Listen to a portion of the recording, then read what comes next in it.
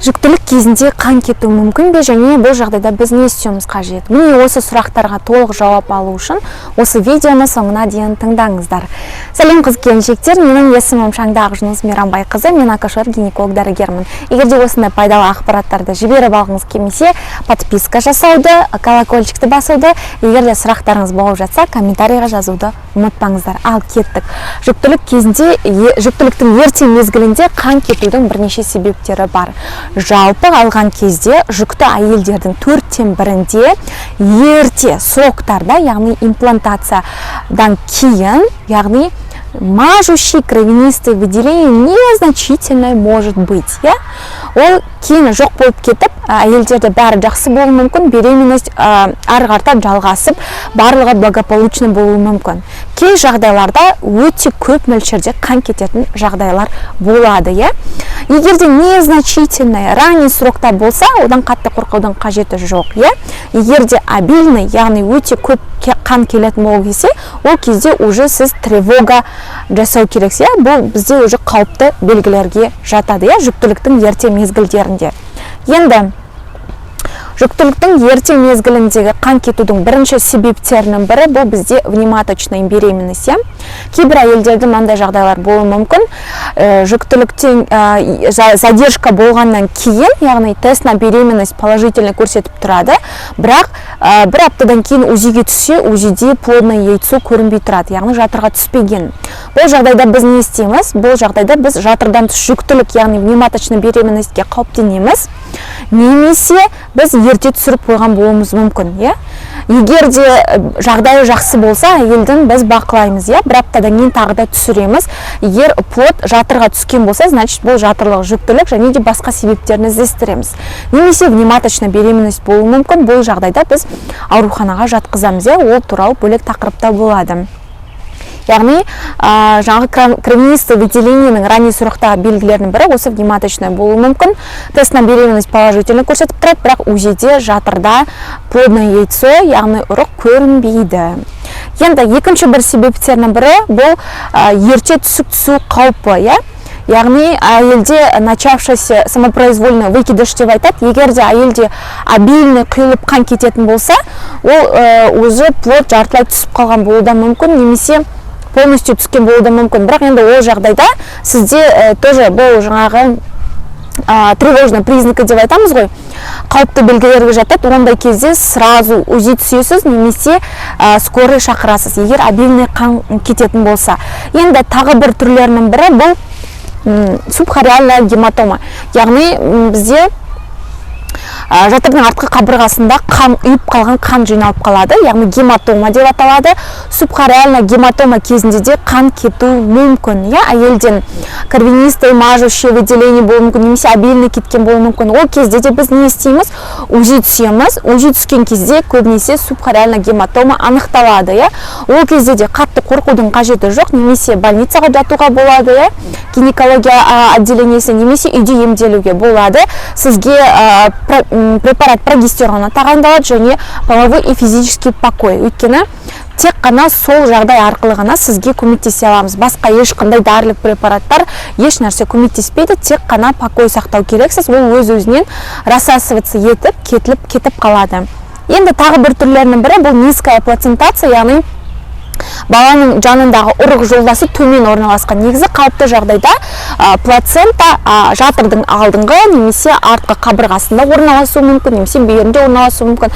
Ал егер жатыр жағы ұрық жолдасы төмен қарай орналасып тұрса, ол кезде уже низкая плацентация деп айтамыз. Сол кезде де әйелдің іші ауыруы мүмкін, немесе қан келуі мүмкін. Сондықтан біз қан келген, кез келген жүкті әйелде міндетті түрде УЗИ түсіреміз, чтобы себебін білу үшін.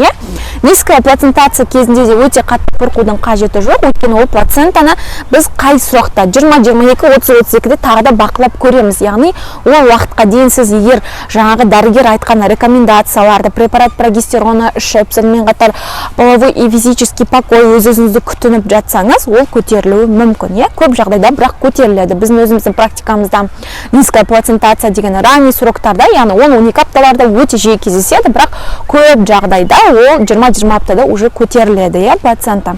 Енді сол кезде де вниз тянет етіп үш төменге қарай тартып ауруы мүмкін. Енді тағы бір себептерінің бірі бұл көп ұрықты жүктілік, яғни егіз жүктілік кезінде немесе үшем кезінде де жүкті әйелде мажущий кровянистое выделение болуы мүмкін. Сонымен қатар тағы бір жағы қауіпті белгілер, яғни себептерінің бірі қан кетудің бұл замершая беременность, яғни дамымай қалған жүктілік. Егер ұрық іште дамымай қалса, жүрегі соқпай қалса, сол кезде де мажущее кровянистое выделение немесе кровянистое выделение қан келуі мүмкін, іш төменге қарай тартып ауруы мүмкін. Сондықтан біз міндетті түрде ол жағдайда да УЗИге түсіреміз. Енді тағы бір себептерінің бірі бұл неполный пузырный занос. Ол да бір айтылатын бөлек тақырып. Оны қазір мына жерде айтып отырсам, сіздер түсінбейсіздер, қыздар. Енді менің айтып отырған осы қауіпті белгілер міндетті түрде қыздар, егер сізде қан келе ме, егер ол түнгі жағдай болса, түнде қан келсе, ол кезде сіз бірден скорый шақырасыз. Ал егер күндіз сізде мажущее немесе обильное кровянистое выделение болса, сіз бірден УЗИ түсіп, сразу гинекологқа барасыз. Себебіне қарай сізге ем тағайындалады. Енді тағы бір қан кету себептері бұл үлкен сроктарда, яғни үлкен срок кезінде қан кету не себептен болуы мүмкін. Ол бірінші сізде егер де жаңағыдай жатыр мойнында эрозия болса, эктропион болса и половой контакт түскен кезде, половой контакттың кейін мажущее кровянистое выделение из-за этого могут быть, содан болуы мүмкін. Сонымен қатар әйелде қандай қауіпті белгілі, бұл отслойка плацента немесе преждевременно отслойка плацента деген бар, яғни ұрық жолдасы уақытынан бұрын ажырап кетуі мүмкін. Ондай жағдайлар өте жиі кездесетін себептері, ол мысалы әйелде группа рискаға жататын болса, әйелде қан қысымы көтеріліп жүретін, үнемі сондай әйел болатын болса, кесірттілігімен алдыңғы жаңағы жүктілік кезінде сонымен босанған болса, сондай жағдайлар кезінде бұл группа рискаға жатады. Сол жағдайлар кезінде әйелде немесе ауыр нәрсе қатты көтеріп қойған кезде жедел, сондай жағдайларда жүкті әйелдің үлкен срок кезінде плацентасы уақытынан бұрын ажырап кетуі мүмкін. Бұл неге әкелуі мүмкін? Балада іште шетінеп кетуіне әкелуі мүмкін. Егер де үлкен срокта сізде бірден қан кетсе, сіз сразу скорый шақыру керексіз. Сізге себебі уақытылы көмек көрсетіп үлгеруі тиіс дәрігерлер.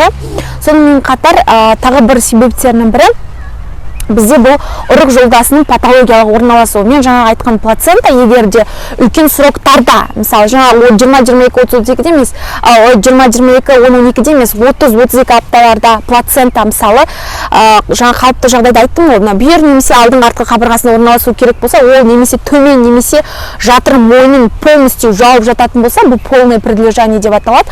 Ол кезде сізге жаңағы өздігінен босануға болмайды. Ол жағдайда егер сізде полное предлежание болатын болса, ол кезде біз доплерге жібереміз, әйелдің состояниесін, баланың жағдайын көреміз, содан кейін ол кезде әйелге өздігінен босануға болмайды.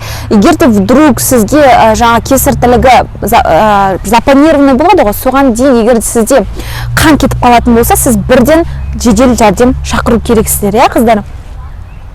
Енді сіздерге айта кететін жағдай, жаңаға мен айтқан тревожный признаки, яғни қан кету кезінде, любой қан кету кезінде, жүктілік кезінде бірден УЗИ түсіп, өз гинекологтарыңызға барасыз. Яғни примерно себебін біліп, сізге соответственно ем тағайындалады. Қыздар, егер менің бүгінгі видеом сіздерге пайдалы болды десеңіздер, лайк басуды ұмытпаңыздар.